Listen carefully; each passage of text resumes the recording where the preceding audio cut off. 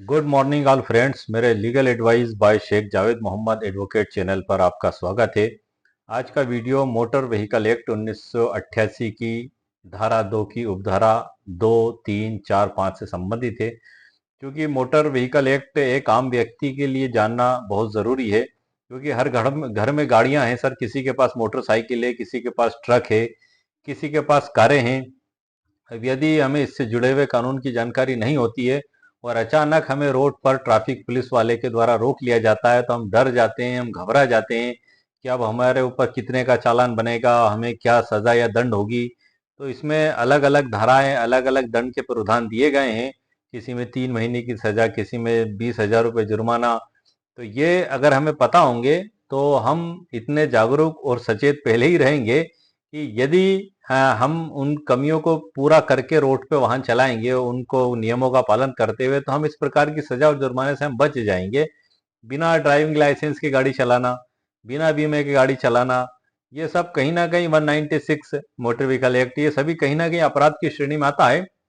तो ये इन सब टॉपिकों पर हम जो है कि धीरे धीरे मैं आपको सारे मोटर व्हीकल एक्ट की जानकारी तो दूंगा ही, लेकिन आज के वीडियो में जो मुख्य रूप से मैं आपको जानकारी देने वाला हूं, वो गाड़ी की आरसी, जिसको हम रजिस्ट्रेशन सर्टिफिकेट कहते हैं, उसकी डेफिनेशन पर हम चर्चा करेंगे। और एक्सेल वेट और आर्टिकुलेटेड व्हीकल क्या है, जानिए मोटर व्हीकल एक्ट की 4 की बड़ी परिभाषाएं। टाइटल है, मैं आपको बता देता हूं। गाड़ी की आरसी, एक्सेल वेट और आर्टिकुलेटेड व्हीकल क्या है, जानिए एमवी एक्ट की 4 बड़ी परिभाषाएं। जी हाँ सर, अक्सर कई बार ट्रक को ओवरलोड भी कर कर चढ़ाए वाहन पे, उस पे मतलब लोडिंग कर लिया जाता है, और जबकि कानून में नियम बना दिए गए हैं कि इस पे इतने टन का लोड लिया जाएगा, और यदि वो उन कानूनों का पालन नहीं करता है तो वो उसमें क्या सजा का प्रावधान होगा। इन परिभाषाओं को मैंने आपके लिए डिजिटल ई बुक में हर परिभाषा को 2 सरल उदाहरणों के साथ सर तैयार करके रखा है, जो परिभाषाएं आपको बुक में नहीं मिलेंगी, और उसकी सरल व्याख्या भी जो मैंने की है वो भी आपको बुक में नहीं मिलेगी। ये मैंने आपको समझाने के लिए खास तौर से तैयार की हुई है डिजिटल ई बुक के अंदर।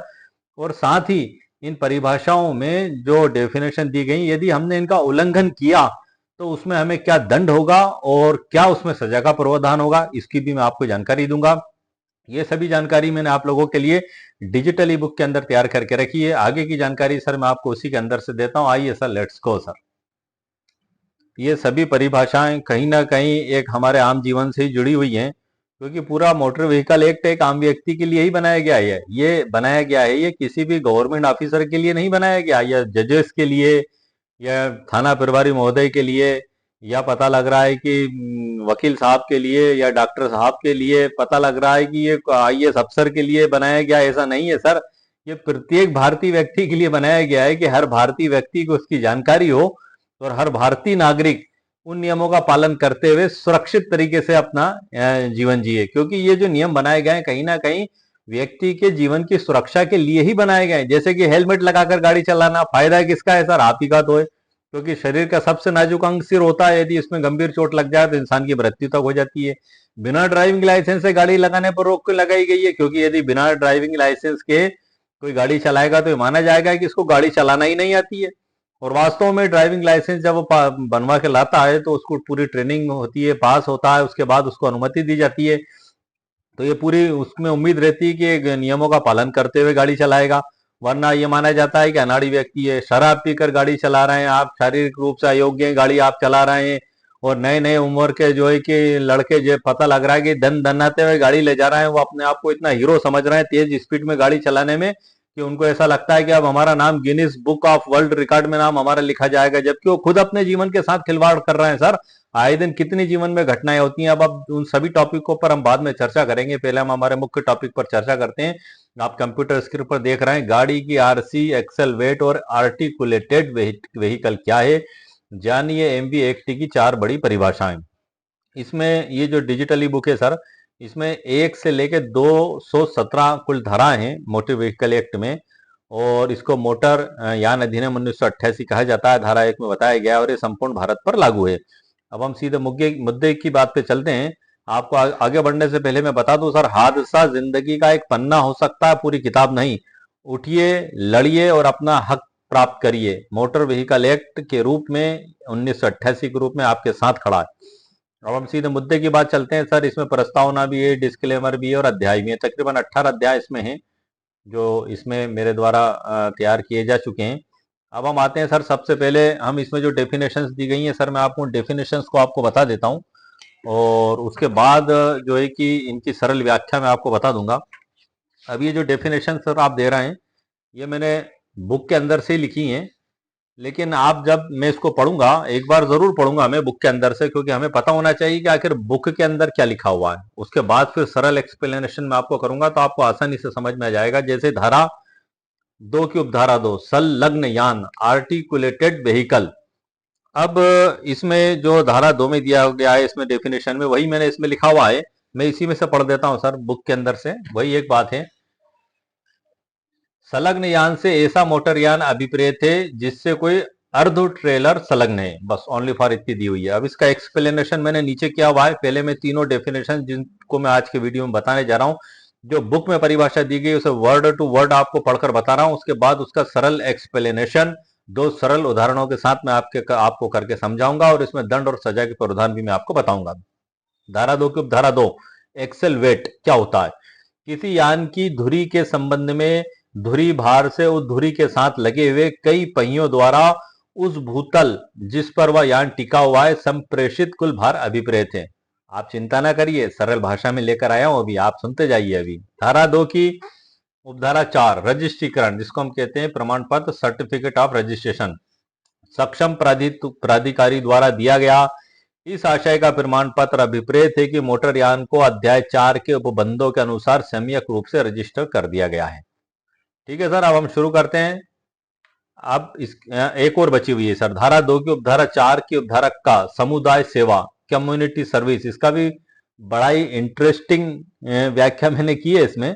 इसमें सजा के तौर पे जो सामुदायिक सेवा, जिसको हम कहते हैं कम्युनिटी सर्विस के रूप में भी किसी की ड्यूटी लगाई जा सकती है, उसके बारे में सरल उदाहरण में बताऊंगा। क्योंकि युवा लोग हैं, नई उम्र है, जरूरी नहीं उन्हें जेल ही भेजा जाए। छोटे मोटे अगर उन्होंने अपराध किए हैं तो उनकी ड्यूटी इस तरीके से लगा दी जाती है कि भाई आप सामूहिक रूप से आप सेवा का कार्य करेंगे। वो भी मैं आपको अभी बताऊंगा इसमें। अब हम आते हैं सबसे पहली धारा, धारा 2 की उपधारा 2, संलग्न यान, आर्टिकुलेटेड व्हीकल। इसकी कानूनी परिभाषा अब मैं आपको आ चुका हूं सर हमारी डिजिटल ई बुक की सरल व्याख्या पर। अब आप ध्यान से सुनिएगा, बड़ी आसानी से आपको समझ में आ जाएगा। मैं आगे बढ़ने से पहले आपको बता दूं कि ये जो संलग्न यान है, इसका जो सीधा मतलब है जोड़ तोड़ वाली गाड़ी। अगर एक शब्द में मैं कहूं तो जोड़ तोड़ वाली गाड़ी। अब हम आगे समझते हैं इसमें कानूनी परिभाषा। ऐसा मोटर यान अभिप्रेत है जिससे कोई अर्ध ट्रेलर, सेमी ट्रेलर संलग्न या जुड़ा हुआ है। सरल भाषा में हम समझ लेते हैं, इसका सीधा मतलब है जोड़ तोड़ वाली गाड़ी, या कोई एक सिंगल गाड़ी नहीं होती। यह कोई एक सिंगल गाड़ी नहीं होती, बल्कि इसमें आगे खींचने वाला इंजन, जिसको हम ट्रैक्टर कहते हैं, होता है और पीछे एक बड़ा ट्राला या कंटेनर जुड़ा होता है, जिसे जरूरत पड़ने पर अलग भी किया जा सकता है। मोड़ पर मुड़ते समय इसका अगला हिस्सा पहले मुड़ता है और पिछला हिस्सा बाद में लचीले ढंग से घूमता है। आपने देखा होगा सड़कों पर कि बड़े बड़े ट्राले और ट्रेलर होते हैं, तो आगे तो इंजन रहता है और पीछे बड़ा ट्राला उसमें लगा रहता है। आपने हाईवे पर देखा होगा, नेशनल हाईवे पर। अब इसको हम दो सरल उदाहरण से देख लेते हैं। सड़कों पर चलने वाले बड़े कंटेनर या ट्राले। आपने हाईवे पर देखा होगा कि बड़े बड़े लोहे के कंटेनर ले जाने वाले ट्रकों के दो हिस्से होते हैं।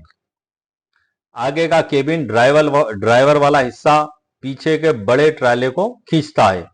जब गाड़ी खड़ी होती है तो पीछे के ट्राले को स्टैंड पर रोककर आगे के इंजन को अलग ले जाया जा सकता है। ये एक उदाहरण हो गया सर। दूसरा उदाहरण हम देख लेते हैं, कार कैरियर।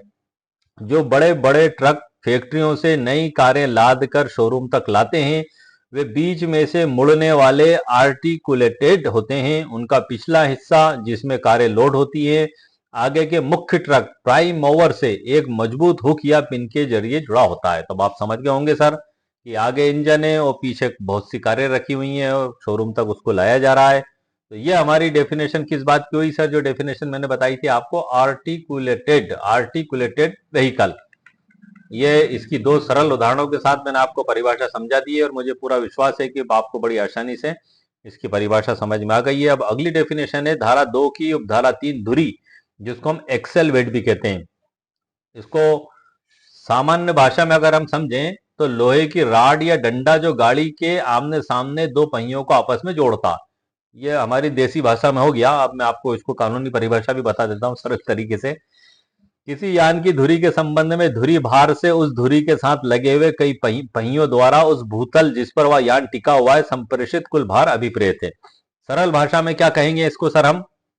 धुरी मतलब एक्सेल का मतलब होता है यह वह लोहे की राड या डंडा जो गाड़ी के आमने सामने के दो पहियों को आपस में जोड़ता है। अब गाड़ी का एक पहिया ये हो गया, ये सीधा हाथ, एक ये हो गया और बीच में एक राड इसमें लग गई, दोनों को जोड़ दिया तो उसको एक्सल कहा गया। इसमें धुरी का मतलब होता है कि गाड़ी की किसी एक राड पर जुड़े पहिए सड़क जमीन पर नीचे की तरफ कुल कितना वजन या दबाव डाल रहे हैं। आरटीओ वाले पूरी गाड़ी का वजन नापने के साथ साथ हर धुरी का वजन अलग से नापते हैं ताकि सड़क ना टूटे। इसके दो उदाहरण समझ लेते हैं सर हम। हाईवे पर वे ब्रिज काटा या आरटीओ चेकिंग जब हर उस पे लगा रहता है। जब एक बड़ा 10 पहिए वाला ट्रक लोड होकर जाता है तो आरटीओ वाले उसे वजन वाले कांटे पर खड़ा करते हैं। अगर ट्रक के आगे वाले दो पहियों की राड पर क्षमता से ज्यादा वजन आ रहा है तो भले ही पीछे वजन कम हो, कानूनन उसे एक्सल ओवरलोडिंग का दोषी माना जाएगा और उसका भारी चालान होगा। दूसरा उदाहरण है 4 पहिया कार बनाम 6 पहिया छोटा ट्रक।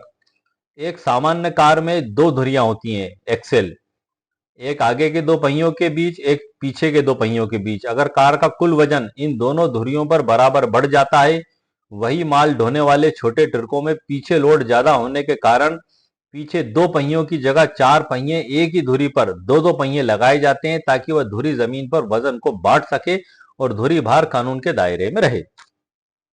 अब धारा 2 की उपधारा 3 में अतिरिक्त जानकारी इसमें जोड़ी है कि अब हम इसका दंड और उसके नियमों के उल्लंघन पे क्या जुर्माना होगा सर, इस पे चर्चा कर लेते हैं। एक्सेल वेट का बड़ा उपयोग होता है, अक्सर ट्रक और ओवरलोडिंग करके ले जाते हैं तो इसमें उनको भारी जुर्माना होता है। तो वर्तमान में क्या उसमें प्रावधान दिए गए हैं, क्योंकि ये अमेंडमेंट भी हो चुके हैं सर, इसमें तकरीबन 5 से ज्यादा अमेंडमेंट हो चुके हैं मोटर व्हीकल एक्ट 1988 में। तो इसलिए हमें वर्तमान में जानना जरूरी है ताकि हमें पता तो लग सके कि मालूम पड़ रहा है कि जितना हमने कमाया उससे ज्यादा हमने जुर्माना भर दिया तो हमारे हाथ में बचा क्या। अब हम समझते हैं इसको। चालान का नियम धारा 113 और 194।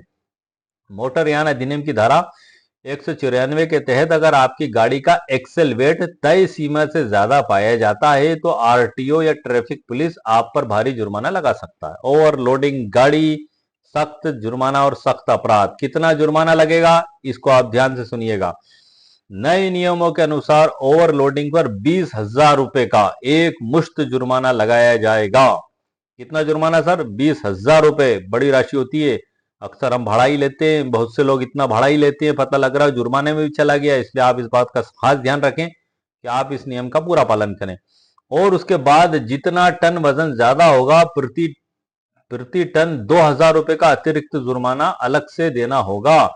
इसलिए गाड़ी मालिक हमेशा अपनी गाड़ी के एक्सेल के अनुसार ही माल लोड करें। आपकी गाड़ी का जितना एक्सेल लोड है, जितने इसको पास की गई है उतना ही करें सर, वरना आप देख लें 20,000 रुपये जुर्माना है और उसके बाद जो ऊपर का टन जाएगा तो 2,000 रुपये टन आपको अलग से देना पड़ेगा। तो ये एक्सेल जो वेट है, ओवरलोडिंग यदि आपने हो गया आपका, तो इस प्रकार का भारी जुर्माना आपको अदा करना होगा। इसी प्रकार से हम देखते हैं धारा 2 की उपधारा 4 रजिस्ट्रेशन, जिसकी एक आम व्यक्ति भी इस बात को जानता है। जब भी कोई नया परिवार में गाड़ी खरीद के लाता है, चाहे वो मोटरसाइकिल हो, चाहे वो कार हो या ट्रक हो या जेसीबी हो या जो है कि कोई सा भी वाहन हो, ट्रैक्टर ट्राली हो, हर व्यक्ति इस शब्द को जानता है आरसी, सर्टिफिकेट ऑफ रजिस्ट्रेशन। इसकी परिभाषा दी गई धारा 2 के उपधारा 4 में मोटर यान अधिनियम 1988 की। अब आप ध्यान से सुनिएगा, इसकी कानूनी परिभाषा बुक में दी गई तो मैंने आपको प्रारंभ में पढ़ के बता दी है। अभी एक्सप्लेनेशन मेरी डिजिटल ई बुक के अंदर से चल रहा है सर। कानूनी परिभाषा, सक्षम प्राधिकारी द्वारा दिया गया इस आशय का प्रमाण पत्र अभिप्रेत है कि मोटर यान को अध्याय 4 के उपबंधों के अनुसार सम्यक रूप से रजिस्टर कर दिया गया है। सरल भाषा क्या होगी इसकी, और भी ये भी सरल भाषा ही है लेकिन और भी सरल की है मैंने, और उससे भी सरल दो उदाहरण आपके लिए तैयार किए समझाने के लिए। इसे हम आम बोलचाल में गाड़ी की आरसी कहते हैं। आरसी बुक स्मार्ट कार्ड या आरटीओ सक्षम प्राधिकारी द्वारा जारी किया गया वह सरकारी सर्टिफिकेट या पहचान पत्र है जो यह साबित करता है कि आपकी गाड़ी भारत सरकार के मोटर व्हीकल एक्ट के नियमों के अध्याय 4 के तहत सरकारी रिकॉर्ड में पूरी तरह रजिस्टर्ड और कानूनी है। मतलब एक तरीके से आप उसके मालिक हैं। अगर ये आपके पास नहीं है तो ये नहीं माना जाएगा कि आप मालिक हैं, क्योंकि शोरूम पे आप गाड़ी खरीद कर लाए, आपने पूरा भुगतान किया, बिल बनाकर दिया, आप वहां से लाए, उस परचेस के आधार पर आपने उसको आरटीओ कार्यालय में रजिस्ट्रेशन के लिए आवेदन दिया। चूंकि आपने भुगतान किया, आपके पास बिल है, सारे डॉक्यूमेंट्स है, तो आप ही उसको रजिस्ट्रेशन के लिए आवेदन कर सकते हैं, कोई दूसरा नहीं कर सकता। अब सपोज करो कि आपकी गाड़ी का रजिस्ट्रेशन है ही नहीं, तो आपकी गाड़ी कैसे मानी जाएगी? उदाहरण के तौर पर आपने एक प्लाट खरीदा और रजिस्ट्रेशन एक्ट 1908 की धारा 17 में कहा गया है कि आपको यदि विक्रय विलेख किया गया है तो उसको रजिस्टर्ड करवाना होगा, ऑनलाइन हो रहे हैं। अब आपने वो नहीं करवाया, आपने इसे खरीद लिया, तो अब आप मालिक कैसे बन गए सर? कल से कोई विवाद हुआ, कोर्ट में दावा मुकदमा हुआ, वहां पर मांगी जाएगी रजिस्ट्री लेके आइए। भाई आपकी गाड़ी आपने घर में रखी है, आपके किसी पड़ोसी ने आपको दे दी उसकी गाड़ी, और वो आपकी गाड़ी आपके घर के में आंगन में से रखी थी, रात को कोई चोर चुरा कर ले गया, आपने थाने में रिपोर्ट डाली कि सर इस गाड़ी का मैं मालिक हूँ और ये गाड़ी चोरी हो गई है। थाने वाले सबसे पहले मांगेंगे कि आया आप इसका रजिस्ट्रेशन सर्टिफिकेट लाइए। वो तो आपके पड़ोसी के नाम से, पड़ोसी से आपने खरीदी, आपने उसका रजिस्ट्रेशन तब्दील भी नहीं कराया, आप तो मान बैठे कि मेरे घर के आंगन में रखिए तो गाड़ी मेरी है। अब आपको यदि वो चोर पकड़ा भी जाता है, थाने में गाड़ी जब्ती भी कर ली जाती है, कोर्ट में आप 451 457 का आवेदन भी लगाते हैं, तब अदालत भी आपसे यही मांगेगी कि उसका सर्टिफिकेट ऑफ रजिस्ट्रेशन लाइए, आरसी लाइए, आप गाड़ी के मालिक है तभी हम आपको देंगे, वरना गाड़ी आपको नहीं मिलेगी। तब ऐसी दशा में जिस पड़ोसी से आपने गाड़ी खरीदी है उसी को आगे लाकर उसी के द्वारा आपको आवेदन लगाकर गाड़ी को सुपुर्दगी में लेना होगा। यह आपके मन का भ्रम था कि मैं गाड़ी का मालिक हूं। बिना रजिस्ट्रेशन आप सर्टिफिकेट के आपको गाड़ी का कोई भी मालिकाना हक नहीं माना जा सकता। जिस प्रकार से बगैर रजिस्ट्री के आप किसी मकान, प्लाट या जमीन के मालिक नहीं हो सकते, उसी प्रकार बिना रजिस्ट्रेशन के आपको गाड़ी आपके मालिकाना हक की नहीं माना जाएगा, ना अदालत मानेगी ना मोटर व्हीकल एक्ट के तहत इसलिए प्रावधान दिए गए सर्टिफिकेट ऑफ रजिस्ट्रेशन के। अब इसको हम आगे देखते हैं। जो मैंने आपको इसकी परिभाषा तो सर पढ़ के बता दी, अब मैं इसको सरल उदाहरण भी आपको बता देता हूं। दो, नई गाड़ी खरीदने पर नंबर प्लेट मिलना। जब आप शोरूम से नई मोटरसाइकिल या कार खरीदते हैं तो आप उसे तब तक सड़क पर कानूनी रूप से नहीं चला सकते जब तक आरटीओ आपके एक कागज या स्मार्ट कार कार्ड जारी नहीं कर देता जिस पर आपकी गाड़ी का नंबर, चेसिस नंबर और आपका नाम लिखा होता है। यही कागज सर्टिफिकेट ऑफ रजिस्ट्रेशन यानी आरसी कहलाता है। दूसरा उदाहरण है पुलिस चेकिंग के दौरान दस्तावेज दिखाना। जब पुलिस रास्ते में गाड़ी रोककर कहती है गाड़ी के कागज दिखाइए, फिर आप क्या करेंगे? आपके पास है तो आप बता देंगे।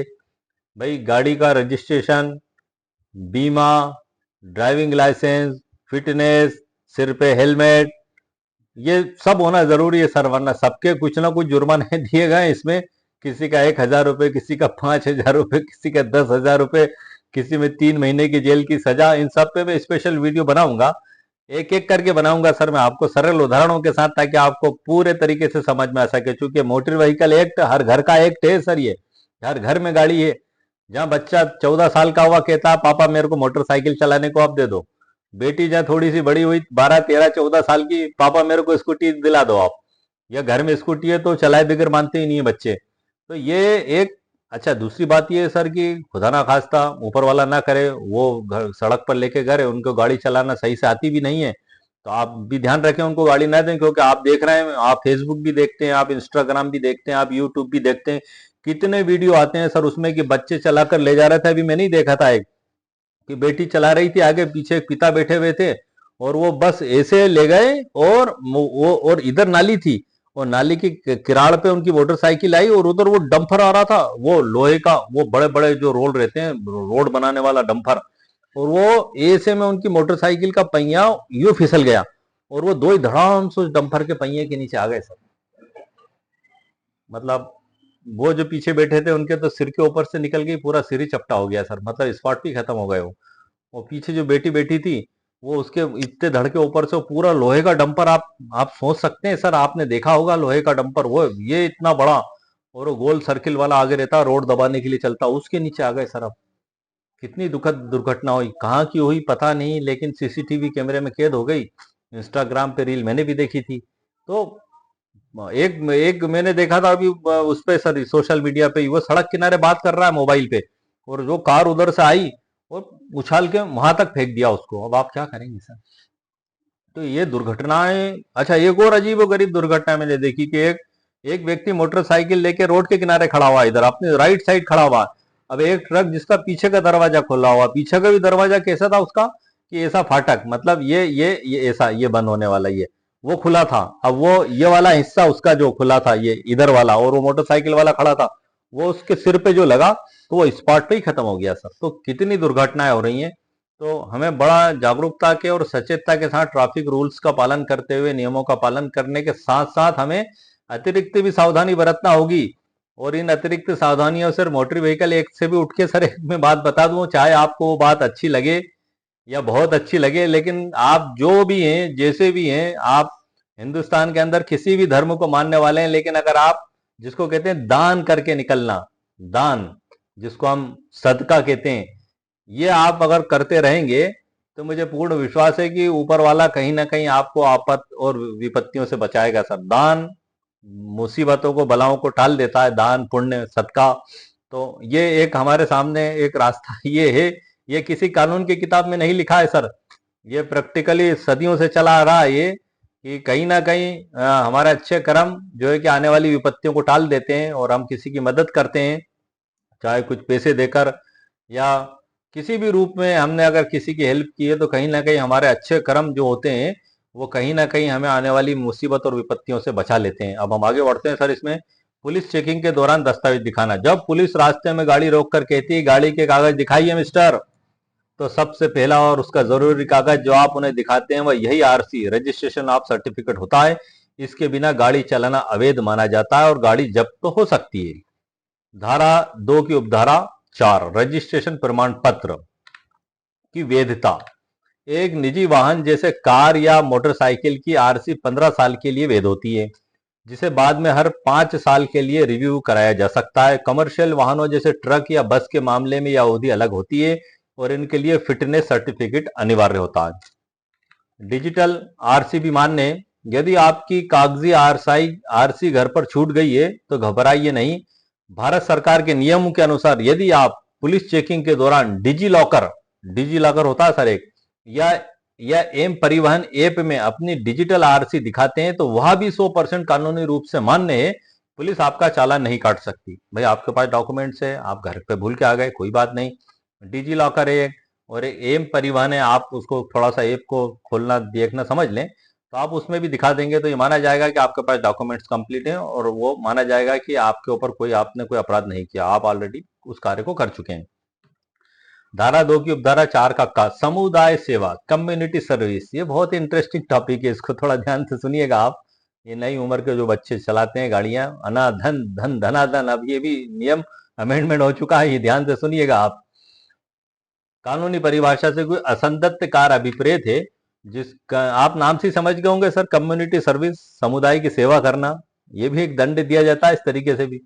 कोई असंगत कार अभिप्रेत है जिसका किसी व्यक्ति द्वारा इस अधिनियम के अधीन किए गए किसी अपराध के लिए सदंड के रूप में किया जाना है। सरल भाषा में हम समझते हैं, यह 2019 के संशोधन द्वारा जोड़ी गई बहुत ही आधुनिक परिभाषा है। इसका मतलब है बिना पैसे के समाज की सेवा करना, असंगत कार्य, बिना वेतन बिना पैसे के काम करना।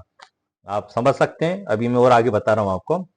अगर कोई व्यक्ति ट्रैफिक का कोई ऐसा अपराध करता है जिसमें जेल या भारी जुर्माने के बजाय कोर्ट उसे सजा के तौर पर कुछ दिन समाज की भलाई का काम करने का आदेश देती है, तो उसे समुदाय सेवा कहते हैं, कम्युनिटी सर्विस। इसको उदाहरण से समझ लेते हैं हम। ट्रैफिक सिग्नल पर खड़े होकर ट्रैफिक संभालना। अब हालांकि उसको नियम की जानकारी होगी तो वो काम करेगा, और अगर नहीं होगी तो ये नहीं कर पाएगा। तो जो ट्रैफिक पुलिस है वो उसको गाइडलाइन देंगे कि भाई आप इस प्रकार से यहाँ खड़े होकर काम कर लो। हालांकि कोर्ट का जो भी आदेश होगा, ये उदाहरण के रूप में मैंने आपको समझाने के लिए बताया सर, आप इसको अपने हिसाब से जैसे भी समझ लें सामुदायिक सर्विस में, मगर एक उदाहरण के तौर पर लिया है। आप ये ना माने कि ऐसा कि ऐसा ही होगा। मान लीजिए किसी रईस जादे या युवक ने नशे में या लापरवाही से गाड़ी चलाई या बार बार रेड लाइट जंप की, कोर्ट उसे जेल भेजने के बजाय सजा सुना सकती है कि आपको अगले 15 दिनों तक रोज सुबह 2 घंटे किसी व्यस्त चौराहे पर खड़े होकर ट्रैफिक पुलिस के साथ ट्रैफिक कंट्रोल करने में मदद करनी होगी। एक उदाहरण है बतौर समझाने के लिए। दूसरा, अस्पताल या अनाथालय में मुफ्त सेवा देना।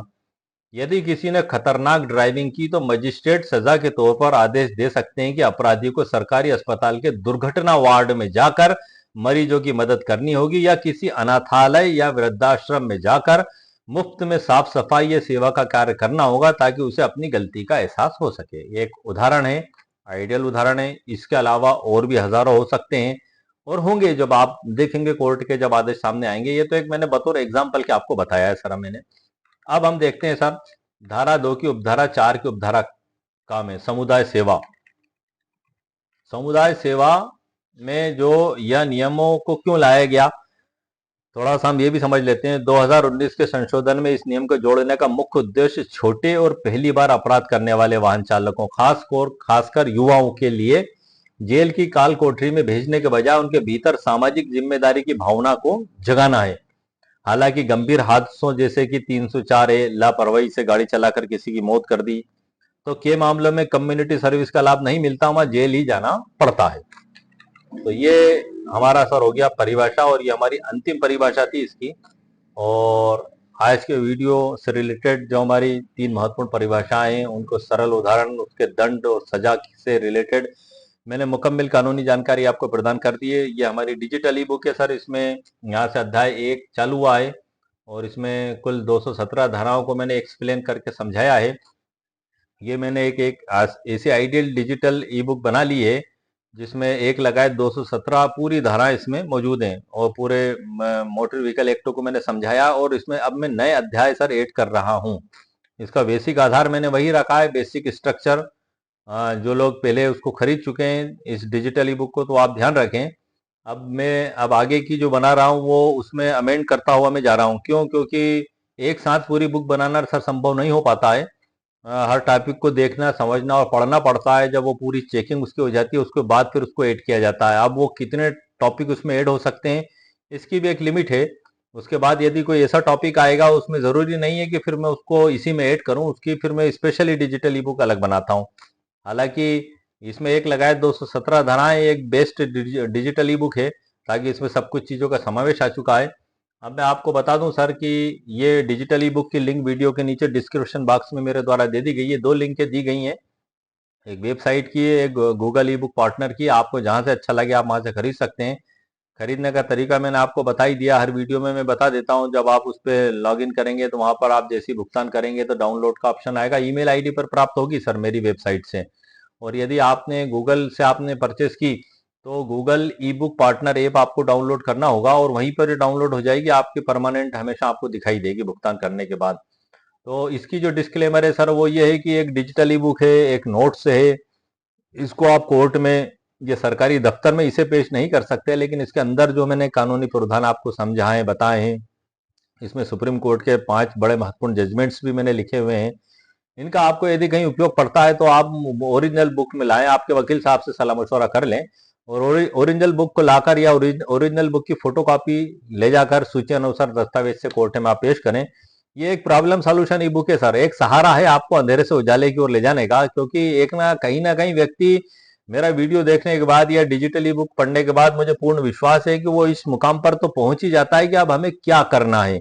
वो घर में हाथ पे हाथ रखकर बैठा होता है, उसे चारों तरफ कुछ भी सुझाई नहीं देता, कुछ भी दिखाई नहीं देता, लेकिन एक रास्ता उसको कहीं ना कहीं मिल जाता है। तो मेरा मकसद यही है कि इसको इस प्रैक्टिकल तरीके से मेरे द्वारा तैयार किया जाता है कि एक आम व्यक्ति भी यदि वो जीवन में परेशान है तो उसको एक कहीं ना कहीं लाभ पहुंचाए। हालांकि किताब तो आप आसानी से परचेस कर सकते हैं, आपने देखा होगा, लेकिन ना तो वो सरल उदाहरण, ना वो साइटेशंस, ना उनका कलेक्शन, ना उनके उपयोग करने का तरीका, किस प्रकार से इनका प्रयोग किया जाएगा, यह आपको इसमें नहीं मिल पाएगा सर। इसलिए मैं प्रैक्टिकल तौर से डिजिटल ई बुक तैयार करता हूं ताकि ये एडवोकेट्स के लिए भी बड़ी लाभकारी है और एक आम व्यक्ति के लिए भी। आम व्यक्ति के लिए तो है ही सर, क्योंकि हर घर घर में वाहन है, ऐसा कोई घर नहीं है जहां वाहन नहीं है। तब हमें इसकी सजा, इसके दंड, इसके प्रावधान जरूर मालूम होना चाहिए। सामुदायिक कम्युनिटी सर्विस, आप होशियार हो जाएं, हर घर के जितने भी युवा हैं कान खोल के सुन लें कि अब आने वाले समय में यदि कोर्ट ने कोई जुर्माना दिया तो इस प्रकार का भी हो सकता है कि आपको 15 दिन ट्रैफिक पुलिस के साथ सर्विस देना पड़ सकती है। या अनाथालय में वृद्धों की सेवा करना पड़ सकती है, ये कुछ भी रूप हो सकता है इसका। ये तो एक बतौर उदाहरण के मैंने आपको समझाया है। और गंभीर अपराध अगर आपने कर दिया लापरवाही पूर्वक वाहन चला के, तो आप ये ना सोचें कि आपको सिर्फ कम्युनिटी सर्विस का दंड देकर छोड़ दिया जाएगा। नो सर, जेल के भी प्रावधान है। और एक बात का ध्यान रखिएगा आप हमेशा, कि आपको आपकी गाड़ी के सभी डॉक्यूमेंट्स कंप्लीट रखना बेहद जरूरी है। अगर आपने डॉक्यूमेंट्स कंप्लीट नहीं रखे और आपकी गाड़ी से कोई एक्सीडेंट हो गया, तो बीमा कंपनी उसमें बीमा नहीं देगी, आपको अपनी जेब से जो भुगतान उसमें करना होगा। सर ये आप खास तौर से याद रखिए। ड्राइविंग लाइसेंस, रजिस्ट्रेशन, बीमा, फिटनेस, ये बड़े नेसेसरी डॉक्यूमेंट्स हैं। यदि ये आपके कंप्लीट नहीं है तो बीमा कंपनी जवाब देगी और ये कहेगी कि इसने बीमा की पॉलिसी की शर्तों का उल्लंघन किया है, इसलिए बीमा कंपनी लायबल नहीं है। और ऐसे में आपके ऊपर यदि जुर्माना कर दिया गया क्लेम का, तो आपके लेने के देने पड़ जाएंगे। सर कई लोगों के घर और जमीन बिकते हुए देखी है मैंने। मेरे एक परिचित व्यक्ति का मामला बता रहा हूँ सर, 12-15 साल पुराना मामला है। मतलब उन्होंने नई नई बस ली थी, वो बस जो है कि उन्होंने चलाई थी सड़क पर, गांव पे। अब उस बस से तो एक्सीडेंट नहीं हुआ था वो बस तो निकल के जा रही थी। वो एक्सीडेंट पता नहीं कहां से या किस प्रकार से हुआ था, लेकिन नाम उनका लिखा दिया गया बस में कि इस बस ने हमें टक्कर मारी। अब एक इत्तेफाक की बात माने कि उस बस की उन्होंने नई नई नई खरीदी थी और ना तो बीमा करवाया था, तो वो करवाने की कार्रवाई कर ही रहे थे और बड़ी सावधानी से गाड़ी भी चला रहे थे, लेकिन इसी बीच ये उनके ऊपर झूठा इल्जाम आ गया। अब कोई करे तो करे क्या, गाड़ी जब्त कर ली गई, कुछ सुना नहीं गया, कोर्ट से गाड़ी छुड़ाई गई, उसने एक्सीडेंट क्लेम लगाया तो 8 लाख का क्लेम सर उनके ऊपर बना गया। ये आज से 15 साल पुरानी घटना बता रहा हूं सर मैं तकरीबन। अब वो व्यक्ति छोटा काश्तकार, 5-6 बीघा जमीन का, जैसे तैसे गाड़ी खरीद के लाया कि जीवन में मैं उन्नति करूंगा, और ये एक हादसा आ गया। 3-4 बीघा जमीन बेचना पड़ी सर उनको। उसके बाद फिर क्लेम राशि अदा की गई। तो ऐसी भी घटनाएं हो जाती हैं सर। एक क्लेम केस में मेरे पास ही आया था, खुद का ही बता रहा हूं मैं आपको। अब लोग तो लोग हैं सर, आजकल आप देख रहे हैं कि दूध की टंकियां टांग लेते हैं आसपास, इधर एक बड़ी दूध की टंकी है, इधर बड़ी दूध की टंकी, वो ले जाना है धन धनाते हुए। ना कोई बीमा है, कोई ना कोई लाइसेंस है, ना कोई फिटनेस है, ना कोई स्पीड से मीटर है। हो गई घटना, अब क्या करो आप साहब। तो अब ठीक है, अब ये इस तरीके से भी अनावश्यक लोड डालना और ये वो, मगर अब भारत की स्थिति और रोजगार और सब हालात आप सब जानते हैं ऑलरेडी। अब मैं आपको क्या कहूँ। तो दो मोटरसाइकिल सर आमने सामने भड़का गई। अब मेरे पास जो क्लाइंट आया था उसका मैंने एक्सीडेंट क्लेम का दावा लगाया। अब वो सामने वाले की स्थिति ये थी कि गाड़ी के कोई डॉक्यूमेंट्स नहीं थे, ना बीमा, रजिस्ट्रेशन, फिटनेस, और मुश्किल से छोटा सा काश्तकार था वो। यदि उसके ऊपर बीमा क्लेम राशि बना भी दी जाती, इसको भी फ्रैक्चर हो गया था, काफी चोटें आई थी इसको, ये मिस्त्री ठेकेदार का काम करता था और वो डिसेबल हो गया था। संभव है कि 4-5 लाख 6 लाख का क्लेम न्यायालय के द्वारा बांध दिया जाता उसमें, लेकिन ये ज्यादा के भी बांध दिया जाता। उसकी तो ये हालत थी कि वो तो रोज मजदूरी कर रहा है और रोज पैसे लाकर कमा रहा है, रोज खा रहा है, कहाँ से देगा। बड़ी मुश्किल से हमने बैठ के 1,45,000 में सर उनका राजीनामा करवाया। दो ही पार्टी को समझाया, जज साहब ने समझाया, मैंने समझाया, सामने वाले वकील साहब ने समझाया, और वो विपक्षी पार्टी झोले में नोट भर के ले आए 3-3 बार कोर्ट में। जो सामने वाली पार्टी थी, जो जज साहब ने कहा कि भाई जो भी अमाउंट तय हुआ है कर लो, तो वो अमाउंट बेचारा 3-3 बार लेके आ गया कोर्ट में। लेकिन वो हमारे पक्षकार का ये था कि नहीं, हमें इतनी क्लेम चाहिए, हमें इतना ही चाहिए। 2 तारीख, 3 तारीख, 4 महीने, 6 महीने, तब कहीं जाके उनके मन में बात आई। अच्छा एक बात है कि यदि आपने किसी की तरफ से क्लेम लगाया, यदि एक क्लेम एडवोकेट है, जैसे मैंने किसी की तरफ से क्लेम लगाया और मैं उसको बार बार ये कहता हूं कि भाई राजीनामा कर लो, इसमें आपका फायदा है, भले ही आप ये उसके भले के लिए कह रहे हैं, लेकिन वो क्या सोचता, यार ये वकील साहब मेरे को बार बार राजीनामे की सलाह क्यों दे रहे हैं यार, ये वकील साहब उससे मिल लिए सामने वाली पार्टी से, उससे पैसे खा लिए और कम पैसे में मेरे से राजीनामा करवाना चाहते हैं। कई बार ऐसा ऐसा भ्रम तक देखा गया। वो कहता है मैं तो वकील ही बदल दूंगा, लाओ आप फाइल दे दो, आप क्या करोगे, आप चले थे नेकी करने और उल्टा अपना नुकसान कर बैठे। इसलिए इस संतुलन को देख के भी सलाह दी जाती है सर। कई बार खामोश दिया जाता है, कई बार इस संतुलन को देखते हुए कि अब इसकी समझ में अभी नहीं आएगी, समय के हिसाब से आएगी। जब हमारे पक्षकार की तरफ से दावा लगाया गया था, नहीं आई थी समझ में, उसका दिमाग 7वें आसमान पे था। क्यों? क्योंकि बाजार में वो घूमता रहता है, लोगों से बात करता रहता है। उसको 20 लाख मिल गए, उसको 25 लाख मिल गए, उसको 50 लाख मिल गए। वो भले ही उसको खरोच आई हो छोटी सी, लेकिन 30 लाख मिलेंगे मुझे।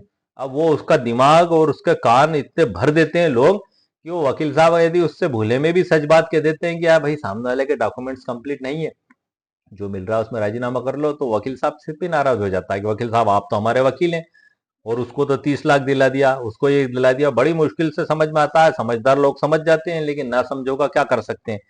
तो फिर बमुश्किल सर उनका राजीनामा हुआ, केस का निराकरण हुआ। तो ऐसा हो जाता है सर। एक पक्षकार का मतलब रीढ़ की हड्डी टूट गई थी, 80% डिसेबिलिटी आ गई थी सर उसको। काफी पुरानी घटना है वो, तकरीबन 8 साल पहले वो मैंने क्लेम डिसाइड करवाया था। तो उस समय 10 लाख के समथिंग उसको क्लेम दिया था, हाई कोर्ट में अपील की थी, तो वहां से भी 4-5 लाख रुपए कुछ बढ़ गया था। अब ठीक है सर, अब वो उस व्यक्ति की हालत है कि वो रेंग के चलता है, बिना सहारे के रह नहीं सकता, बीच में पत्नी छोड़कर चली गई थी। ऐसा हो जाता है जीवन में सर, बड़ी दुखद घटना है। मगर मैं तो एक सहायता राशि के रूप में सर इसी मकसद और इसी नियत से, लोगों की नियत से ही, मतलब इस नियत से कि इसका भला हो जाए, बस क्या उसमें सर मैं बात कहूँ और क्या ना कहूँ, क्योंकि उसका तो हाल पहले ही बेहाल है, अब उससे क्या कह सकते हैं सर हम। तो एक भले हो जाए, खाली पुण्य हमें मिल जाए, हमें इस नियत से ही सर जहां तक हो सकता है मैं हेल्प करने की पूरी कोशिश करता हूँ लोगों को। तो आज के वीडियो में सर मैंने आपको मुकम्मल कानूनी जानकारी हमारे जो 3 परिभाषाओं पर दी है। एक्सेल वेट, यदि आप ओवरलोडिंग करके गाड़ी चलाएंगे तो याद रखिएगा 20,000 रुपये जुर्माना है एक मुश्त, और प्रति टन ऊपर का 2,000 रुपये, याद रखिएगा आप। और बाकी भी मैंने आपको जानकारी दी है। आरसी सर्टिफिकेट होना चाहिए आपके पास, बिना रजिस्ट्रेशन के आप गाड़ी चलाएंगे, बिना ड्राइविंग लाइसेंस के चलाएंगे, सब जुर्माने, दंड और सजा के प्रावधान दिए गए सर। मैं नेक्स्ट वीडियो अब आपके लिए धीरे धीरे लेकर आऊंगा। अब मैंने शुरू किया है मोटर व्हीकल एक्ट, और ये घर घर का एक्ट है, आप ये मान के चलिएगा सर। क्योंकि कानून में लिखा हुआ तो है सर, लेकिन पढ़ता कौन है और बताएगा कौन किसको भला। भाई बुक के अंदर तो बहुत कुछ लिखा हुआ है, लेकिन अब इसको, इसके अंदर जो लिखा हुआ है इसको एक्सप्लेन कौन करेगा? ये एडवोकेट ही तो करेगा सर, या जो कानून का जानकार आदमी है, स्कॉलर है, वही तो करेगा। एक वकील साहब ही तो बताएंगे। तो ये आप एक आम व्यक्ति की सुरक्षा और जागरूकता के उद्देश्य से मेरे द्वारा इस पे वीडियो बनाना चालू किए गए हैं। इससे पहले सर मैंने नोटरी एक्ट पे भी काफी वीडियो बनाए हैं, और हिंदू उत्तराधिकार अधिनियम 1956 पे भी काफी वीडियो बनाए हैं, हर टॉपिक पे वीडियो बनाए हैं। भारतीय उत्तराधिकार अधिनियम 1925 पे भी, इन सभी टॉपिकों पर सर कम से कम 200 से ऊपर वीडियो में बना चुका हूँ। वसीयत, इस पे भी काफी वीडियो बनाए सर। अभी मुस्लिम एक्ट मैंने लिया था, मुस्लिम विधि के ऊपर तकरीबन 42 वीडियो बिना नागा मैंने एक साथ बनाए, उसके हर टॉपिक पे, हर एंगल पे मैं वीडियो बना चुका हूँ सर। तो ये टॉपिक पे वीडियो, अब ये हालांकि ये टॉपिक अभी भी इतने बड़े और विशाल हैं कि खाली 42 वीडियो बना दिए मैंने मुस्लिम विधि पे या हिंदू उत्तराधिकार अधिनियम 1956 पे 200 वीडियो बना दिए तो टॉपिक पूरा हो गया। नो सर, ऐसा नहीं है, इसकी लीला अपरंपार है।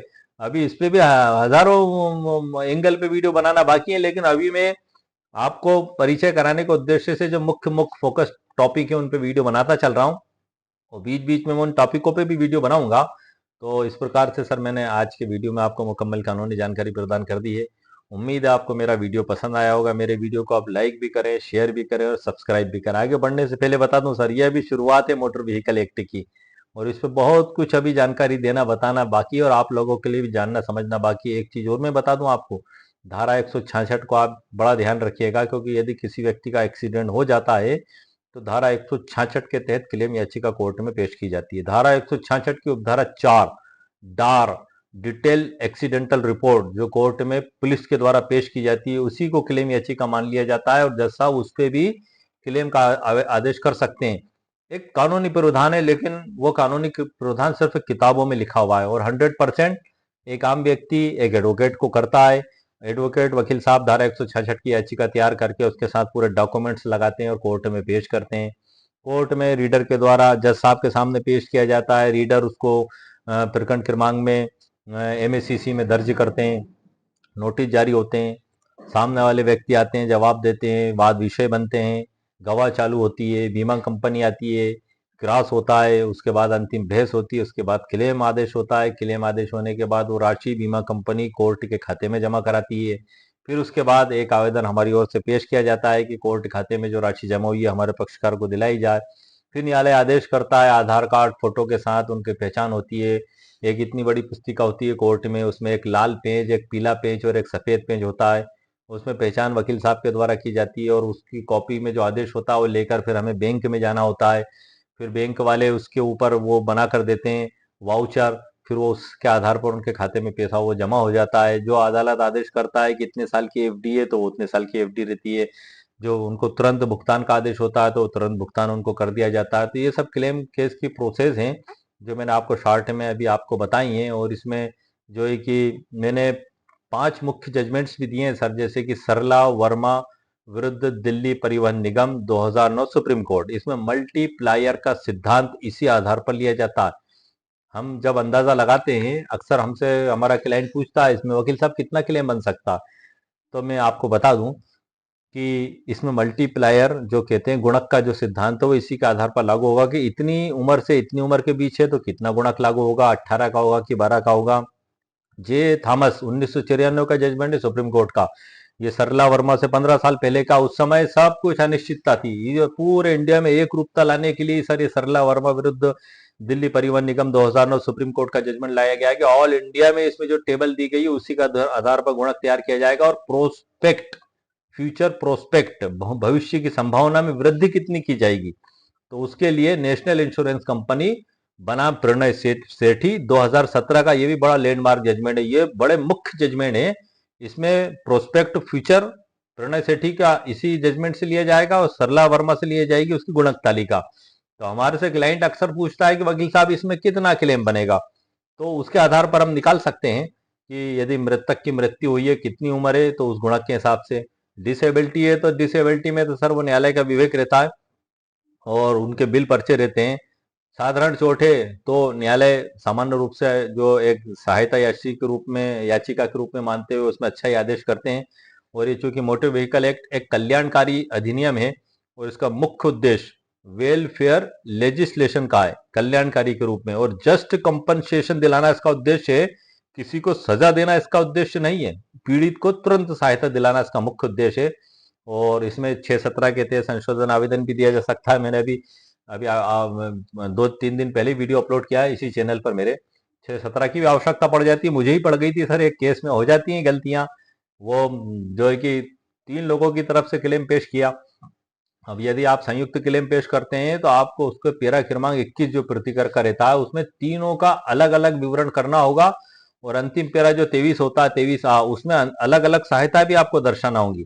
अब वो भूलवश ये हो गया था कि टाइपिस्ट ने टाइप कर दिया, उठाकर पेश कर दिया, चेक हुआ नहीं।